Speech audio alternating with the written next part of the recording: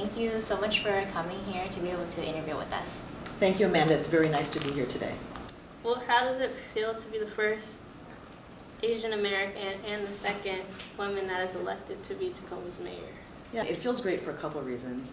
It's always great to be a first, but at the same time, you don't want to be the last. And so it's my hope that more women run for office and more people of color will run for office as well. Do you think it's important to have women in such high positions? I think it's important for women to be in leadership everywhere, whether that's in education, in business, in politics, in anything that we want to do. And I think it's incredibly important because young women need to see women in positions of leadership. If more women were involved in decisions, I think that we'd have a better country. What did you wish to change about Tacoma that you haven't done yet? I would say the first one is to address the homelessness situation. There are homeless people in every city in America, and we know that as the price of housing goes up and people have a hard time getting access to mental health services or even affordable housing, we're going to see more homeless people. And so what I wish more than anything else is that throughout the entire Pierce County area, we would build more domestic violence shelters for people fleeing domestic violence. I wish that we would invest more in mental health services, and I wish that we would have the ability to put more shelters in more cities throughout the entire county so that people who need help can get it. Can you tell us what it's like during Election Day? A lot of people have donated their money, they have donated their time as volunteers, and you don't want to let them down. And so that's probably the hardest part about election night. But at the same time, it's a lot of fun as well. And I tell people that winning is important in whatever you do, but sometimes failure can be the best lesson that you take. And the question is, what do you do after you fail, and how do you learn from that? What's your favorite thing about Mount Tahoma? The mascot, the Thunderbirds. It has a Native American history and culture, but it also is a really proud symbol of who we are. And to this day, I still remember the school song, verse by verse.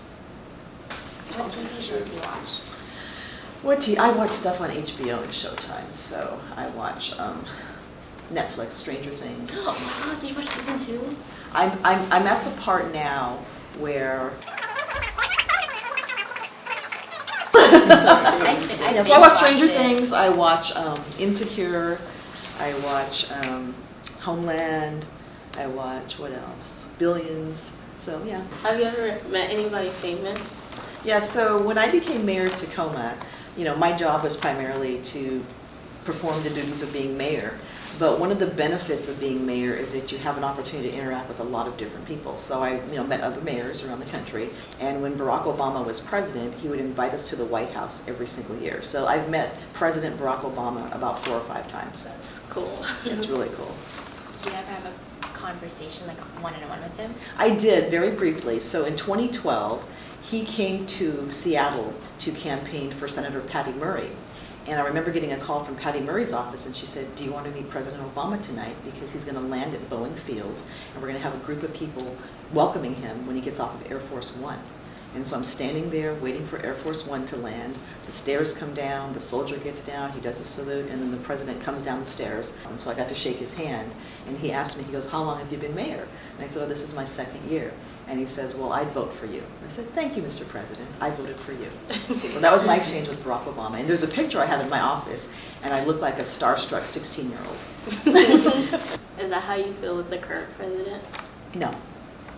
What would your reaction be if he had invited you to the White House?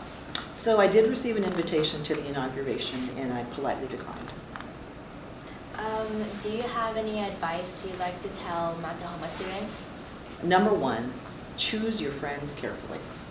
And that's not a comment about leaving people behind or being disrespectful of people you've known for a long time, but you have to think about the people who are going to be surrounding you, because you want people who are positive, who lift you up.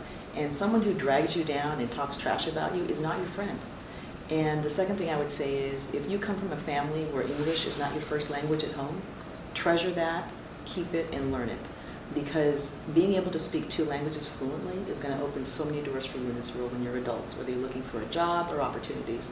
And then the third thing I would say is be true to yourself. And I think especially when you're young, there's a lot of pressure to conform, to be someone, or to try and impress other people. And just be yourself. That's the best way to exist in this world. And the people who deserve to be your friends will gravitate toward you.